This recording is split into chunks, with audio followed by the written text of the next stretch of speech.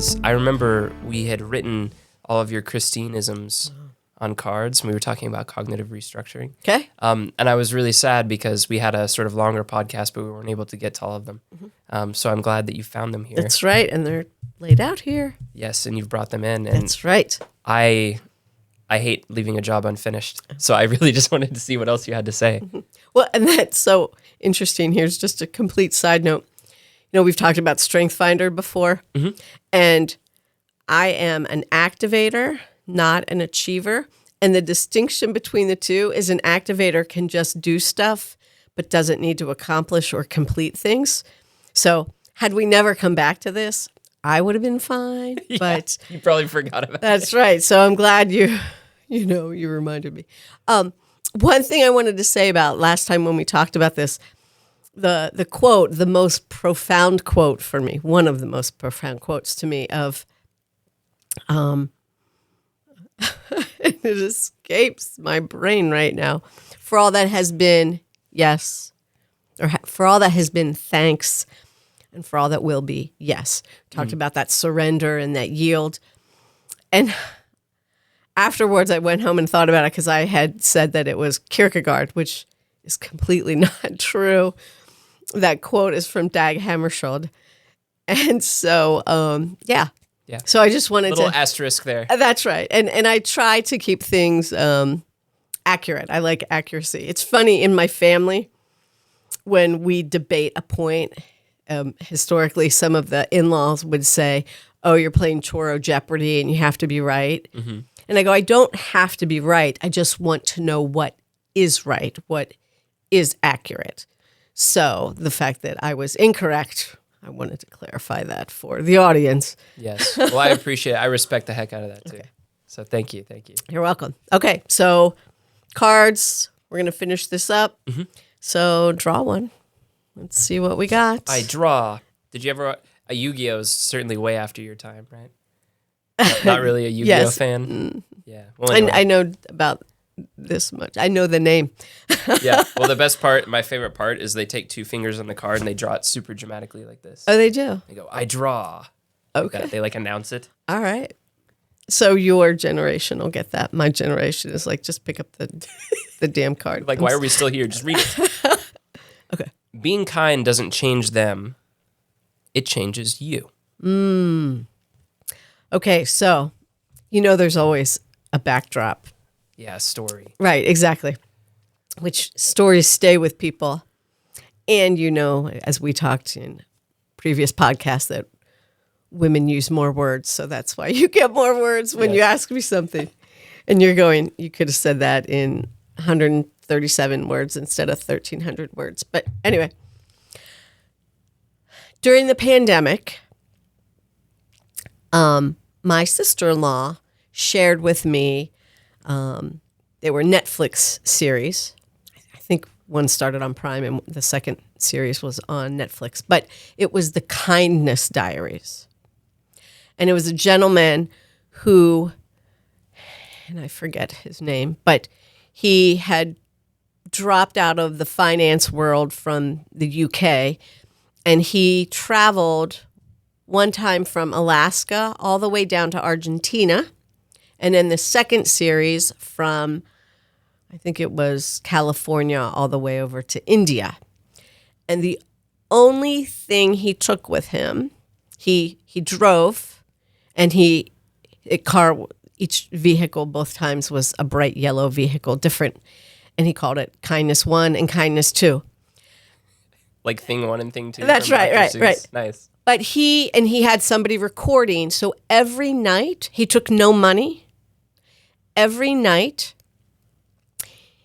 as he would meet people, he would then ask them, can I stay at your house? Will you put me up and feed me and fill up my car? Because he would take no cash. Wow. And he recorded people. I mean, it was profound, especially, again, in those isolated moments of the pandemic. And he would record people's reaction. Some people said yes, some people said no.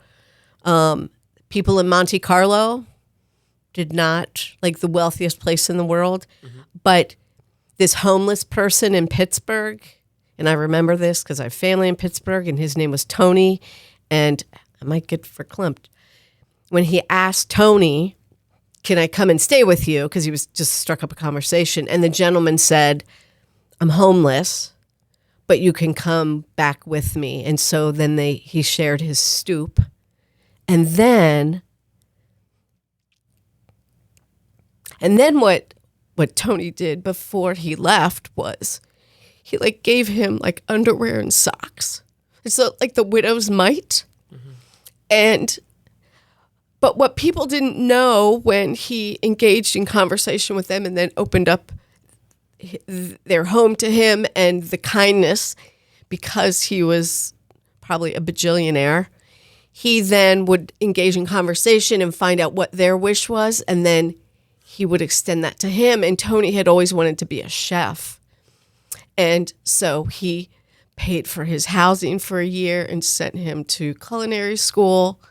And I mean, it was just the most amazing, heartwarming series. Those 2 seasons like sustained me. And so getting to that then, I've been waiting for episode or series, season 3, but it doesn't seem like it's been filmed, or I don't know if they're going to do it. But he did a podcast or a TED Talk, excuse me. He did a TED Talk. Mm-hmm. And in that, as he spoke about kindness, he said, kindness doesn't change them, it changes you. And so, and there's so much of a need for that in this world. So I wasn't expecting that emotional reaction on that one, but yeah, so. Oh, that's so powerful and so moving. Can you think of a time or experience in your life where you felt kindness change you? Yeah. I'm just trying to make you cry. That's yeah. I can tell you're there. I'm trying to push you over the edge. And I have so many clients. I had one client yesterday. She came in. She goes, and I told myself I wasn't going to cry. And I go, why would you do that? It's a therapy why is that a goal? I mean, not that. I go, if you go to an emergency room, you're going to tell yourself I'm going to not bleed. I mean, why are you doing that? So if emotions come, they come. So I'm much more open to that. Okay, let me see if I want to share this, and if so, how. There was a time in my married life when finances were really challenging for circumstances out of my control. And a dear, dear friend of mine,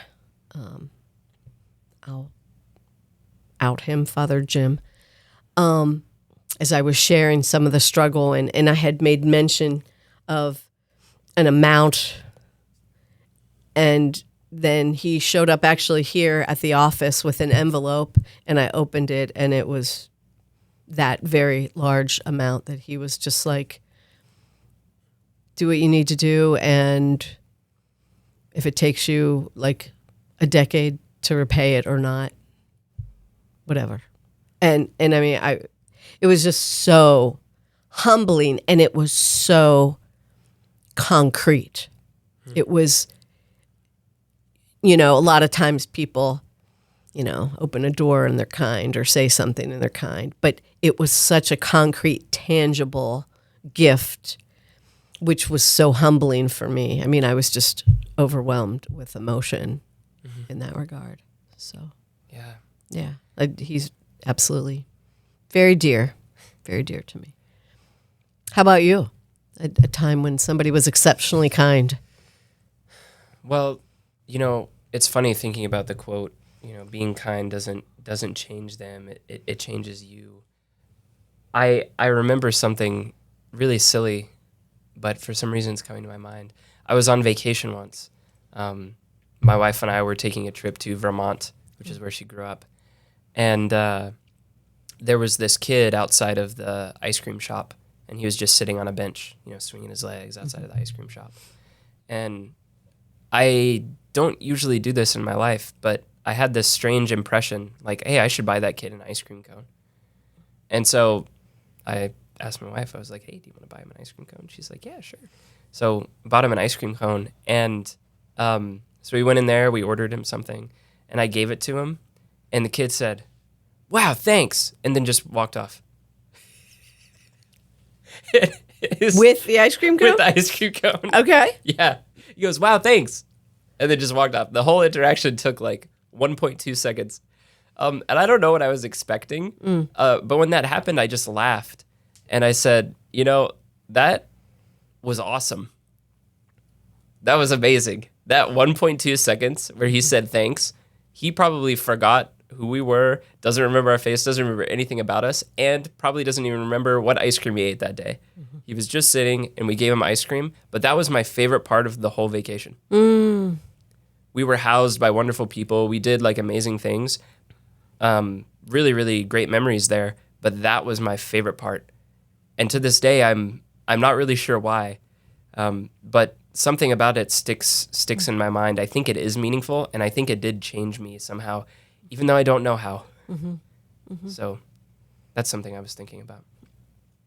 Well, and it reminds me, previously when we were talking about cognitive restructuring and, the magic of ordinary times, and you talked about, I remember you saying, it's the fact that those moments are irreplaceable and therefore so precious. So the fact that has stayed with you and imprinted you so deeply, because those 1.2 seconds will never happen again. Yeah.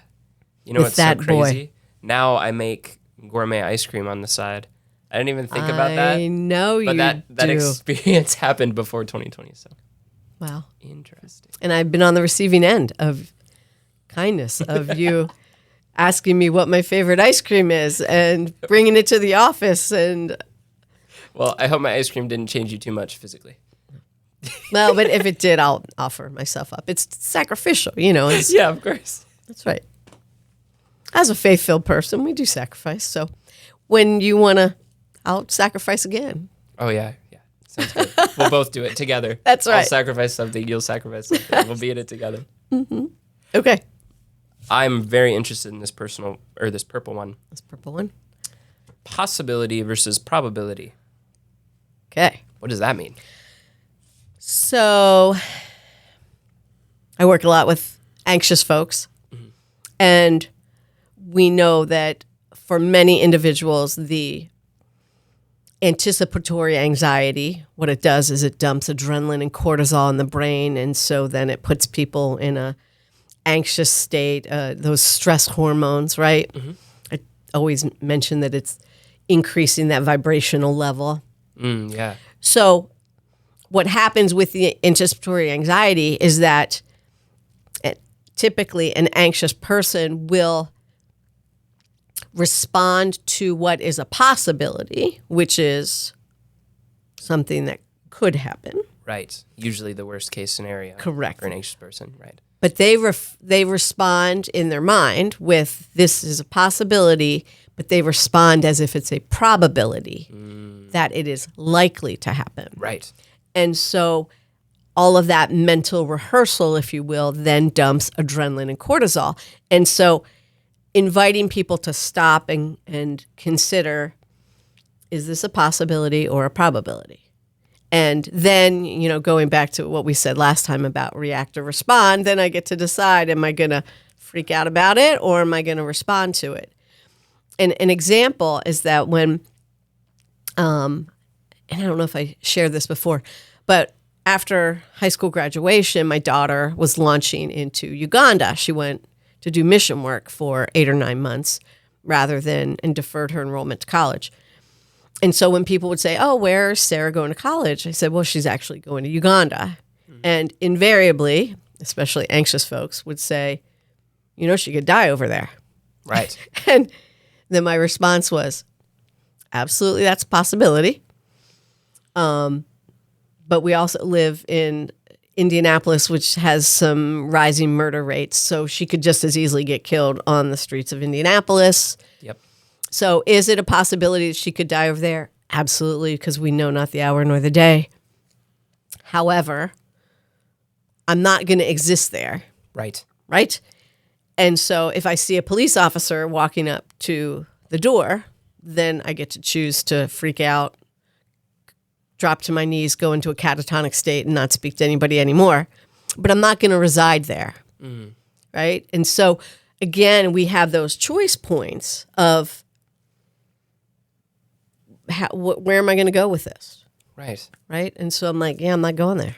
Well, and I love the two steps you have combining react versus respond with this, because it's like, am I reacting to possibilities or am I responding to probabilities? It's like a two-step question. Oh, yeah, splitting that apart. Yeah, absolutely. Yeah. So the further I am in the reacting to all the different possibilities, the less of a stable place I am. I'm chaotic. I'm just blown about by the wind. Whatever happens to me, I react. Right. Versus, okay, am I capable of slowing down and understanding, hey, this is the most likely thing that's probably going to happen. And then instead of how do I react to that, how can I respond to that instead? So it's almost a two-step process. Yeah. I really like that. Yeah. And the response, if we find that a situation does go from a possibility to a probability, then additionally, part of our response may be preparatory and equipping ourselves. Right. So again, I use weather patterns a lot. We live in the Midwest, right? So tornadoes happen. That's why we have the distinction between a watch and a warning. Right. Right? And so then I get to decide, am I going into the bathroom and grabbing the mattress and putting it over my head, or going down in the basement if I have one? Or am I just going to, as I had said last time, pull back the curtains and eat popcorn and watch the beautiful storm? Yeah, That's exactly. right. Look out the window. That's right. Oh, look at that. Even though they're saying, don't be by any windows or glass, Right. I break that rule. So, Yeah. I ain't scared of no nader. right. I'm desensitized to it. Right. But and I've not lived through a tornado. Have friends and family who have lived through tornadoes. Mm-hmm. But, I know for me, apparently when the sky goes green and it sounds like a train, get yourself in the basement or in a enclosed area. But that has not yet happened. So, Well, there you go. There you go. And may it never happen. That's what we hope. Possibility versus probability. Exactly. That's what it is. All right. This one's been sticking out to me. Bless them, change me. That's a hard one, isn't it? It is a hard one. It is a hard one. And I remember that was gifted to me from Sister Connie, who is very beloved to me. May she rest in peace. And I know she is. But when I was doing some spiritual direction with her, especially my post-divorce Rumspringa world, just navigating different personalities and different relationships and, getting into my own, I want the person to do this and I want him to do that. And she challenged me to start to bless other people for what they are, who they are, how they can show up, how they do show up.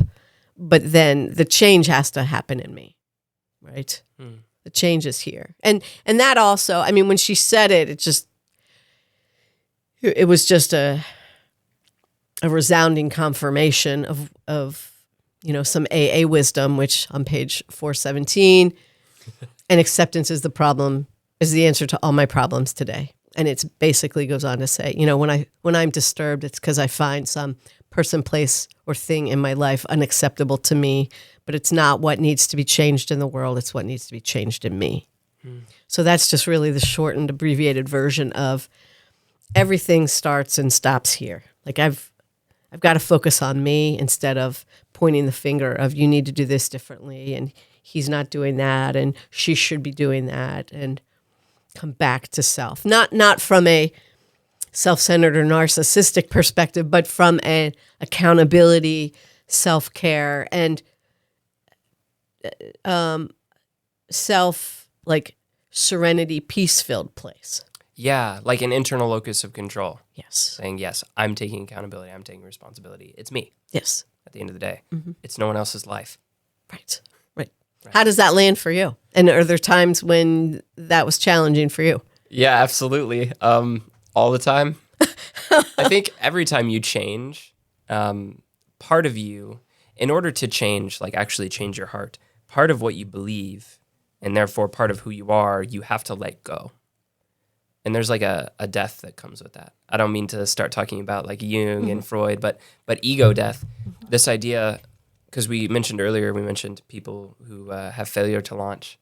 And part of the problem with that is that they haven't experienced that ego death of understanding that they actually can't be everything they could ever want. They have to pick something.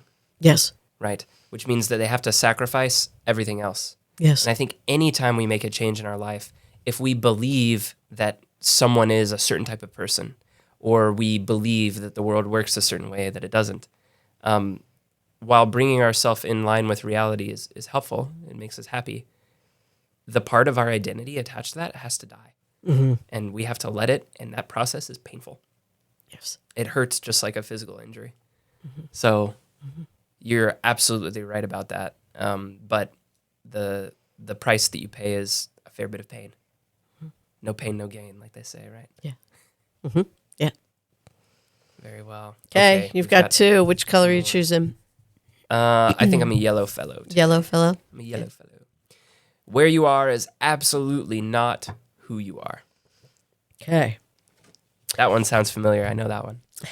Yeah, so it was a conference from NAMI, the National Alliance on Mental Illness, and it's one that I show clients a lot. It's a gentleman. His name is Hakeem Rahim. And he was in Harvard. He had a psychotic episode. He describes his story being on the corner and all of that, and his parents and friends intervening, and then he ended up going into the hospital and getting diagnosed with bipolar disorder and having to stabilize. But going from a place of, obviously, if you're in Harvard, we can assume that you're brilliant. Yeah. And now he is a Harvard grad, and he speaks up, with NAMI a lot and talks about mental illness and the mental wellness and recovery that's necessary for long-term sustainability. But that was a quote that he shared, because so many individuals, especially clients that we sit with, it's like, here I am, I'm, depressed, I'm out of work, I'm dealing with trauma and tragedy and pain and betrayal, and take that on as identity. And so being in a place when life unfolds in a certain way, the circumstances of our lives, which many of them are out of our control, recognizing that that's not your identity. Yeah. And I think that gives some measure of self-compassion as well. Absolutely. Because we just talked about how in order to make a change in yourself, you have to let some part of you die. Well, that process is a lot easier if you don't attach yourself in an unrealistic way to all of these different parts of who you are. Yeah. I really like that. It draws the distinction, where you are is not who you are. It's saying what you're experiencing right now is not your identity. Exactly. It is an experience. Right. There's right. you Yes. and then the experience. They're not the same. Right. Yeah. And even when I'm working with folks and they come in and say, I'm depressed. And so there's depression, which is it's feeling depressed, right? It's the feeling or the condition. And so oftentimes I say, you suffer with depression, just like we wouldn't say, I'm cancer. Right. Right. And helping them get some distance. Unless we were joking, obviously. Exactly. Yeah, right. Right. Exactly. So, or, separating the same with, I'm an addict versus I suffer with addiction. Right. Yeah. And so it gives some distance between, this is something outside of me. From a spiritual perspective, it's a cross that I carry, whether it is cancer, whether it's pancreatic cancer or ALS or addiction or depression or whatever that is, that cross, which usually weighs us down, takes us to our knees at different points in our lives, but it's not who we are. Yeah. Right? Yeah. Who we are, as I try to help people attach to, is what are the adjectives? Who I am is resilient, I'm faith-filled, I'm loyal, I'm dedicated, trying to help people get to that place rather than the crush as the identity. Yeah. Yeah, and kind of a cute little catchphrase that I've heard that idea reminds me of is just simply no feeling is final. And when you're talking about this separation of where you are versus who you are, a lot of times when we're in the midst of something, it's almost impossible to see the light at the end of the tunnel, right? And sometimes when I've been in positions like that in my life, just having a reminder that it won't be that way forever. So even if you can't see the light, that's a now thing. That's an experience. That's not who you are. Right. It's not final. So that's what it reminded me of. Right. So two things came to my mind when you were saying that. Well, I remember this in my first employment back in the day when I came to Indiana at the koala centers, which are no longer around. They were drug and alcohol centers. They started that way, and then they started doing dual diagnosis. But there was a riff, they were letting a bunch of people go, and they were having the meeting for those of us that were still there. And, the whole corporate, because they were for-profit facilities, the whole corporate, getting on board. And one of my sarcastic colleagues said, I have to remind myself that sometimes the light at the end of the tunnel isn't always a train. Although sometimes it feels like it is, right? And I think that that's important because, if I'm going towards the light, it doesn't always mean I'm going to get run over, even though you might feel like it is. Yeah, absolutely. Well put. That was kind of comical. Yeah. Well, and it's true. And I mean, I love the tunnel and train analogy because usually train tunnels, just for just structural reasons, have enough space that if you were in a tunnel, you could just walk to the side and the train would pass you by. It would be the fear that would freeze you is what would put you in any danger. But in reality, you can sidestep it if you want. Yes. So. Yeah. And some people can even lay down in the depth of the tracks while it's going over you, which would freak me out. But yeah. Definitely put some earplugs in if you're going to do that. That would be, I like that. Oh, the visuals. Right, absolutely. And if you were Spider-Man, you could stick to the ceiling. Do you think about being Spider-Man? A lot. Do but you really? I don't tell people that. Is that the one superhero you would be? Just random. Yeah, well, I really like Spider-Man. I like Spider-Man because he's poor, and I grew up poor. Like, yo, that's my guy. He's poor Spider-Man. Me and Peter Parker were buds. I love the old from the early 2000s. I know that's not old by some people's reckoning, but the old Spider-Man, that was 4 Spider-Mans ago. That might as well be ancient history in the modern age. Right. With Tobey Maguire, I love that one too because he's so good at playing a poor New York loser. Yeah, kind of a dorky. Walking on the bus. Yeah. Nobody let him sit with her. Yeah, exactly. Yeah. So I love that piece. But I'm very curious about this last card. Oh. And apparently the card is also curious about me. Yeah. Question mark? Yeah. So I know I had last time charged you with coming up with some of your own cognitive restructurings, your own Jacksonisms, like there's Christine-isms. Right. So do you have a couple to share in our closing moments? Okay. Well, I think I have one. Oh. And like any good aphorism, I stole it from someone else. All credit goes to Fred Dodini. But Fred Dodini? Yes. Who's he? He's a friend that I have in my church, but he's he's been a social worker. Oh. He's a PhD, and he's been in the field for decades. Okay. Gives really great presentations and things. Okay. he said something to me that hasn't left my mind. He probably stole it from someone else too, so he's going to laugh when I try to give him credit. Before you get furious, get curious. So I like it because it's silly. It's like a Dr. Seuss rhyme. Right. So it sticks in my brain. Yes. But it reminds me, I actually think about that all the time. Anytime I'm having a conflict with my wife, anytime I'm upset at my children, anytime I'm annoyed with my job or society in general. Like your boss? Yeah, my boss. Yeah. I have this terrible boss, not you at all, but she's always drinking from a mug when I'm trying to talk. So rude. Yes. And it reminds me to ask a question. Because I think the depth of your anger, the depth of your sadness, the depth of your frustration, it's important to acknowledge that, and it's important to give the devil his due and to understand and feel and process through those things. But at the same time, I think that something that we overlook sometimes is that our curiosity, our desire to know the truth and to move forward in life can be just as powerful. And so asking, instead of saying, why do they do this to me? You say, why do they do this to me? And genuinely ask. Not as an expression of existential dread, but genuinely like, okay, they do this to me for this reason. Well, why do they do this to me for that reason?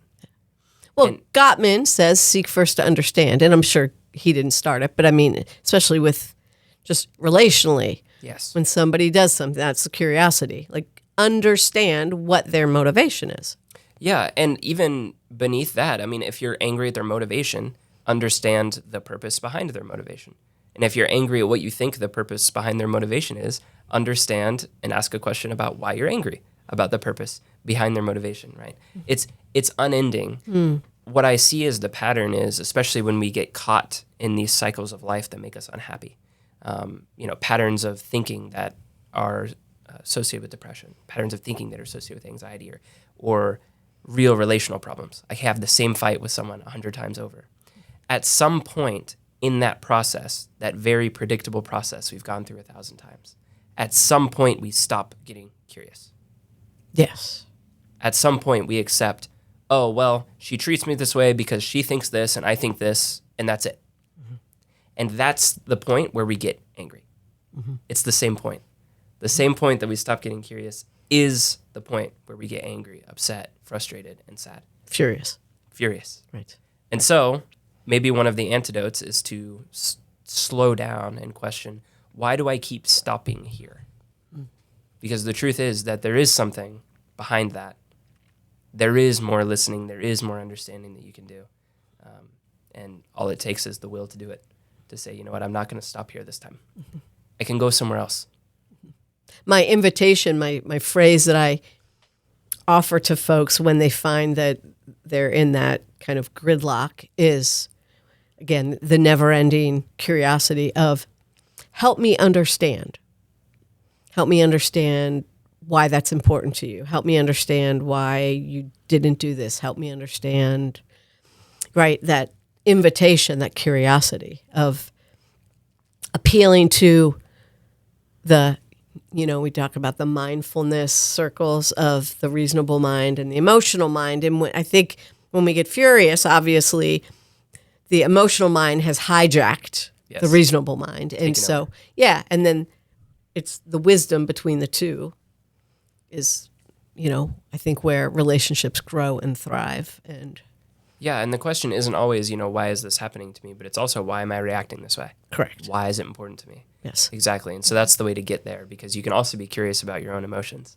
So it doesn't have to be like this, oh, well, I can't feel when I'm asking questions. It's like, no, you can feel. Right. Just continue to ask. Yes. Just don't stop. Yeah. I like Lovely. that. Anything else come to mind before we wrap up? I mean, any last quote or phrase or cognitive reframe?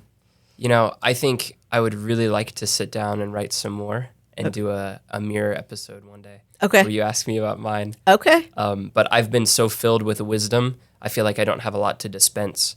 I'm like one of those gumball containers that you put too many gumballs in and you turn it, but they're all in the way. They're jammed. So nothing comes out. Okay. So I think that's a pretty good place to end for now. Okay, so that's your homework, to put some of those together, and we'll come back at another point, because cognitive restructuring and reframes are always valuable at any point. Sounds like a party. All right. Take care. I'll drink to that.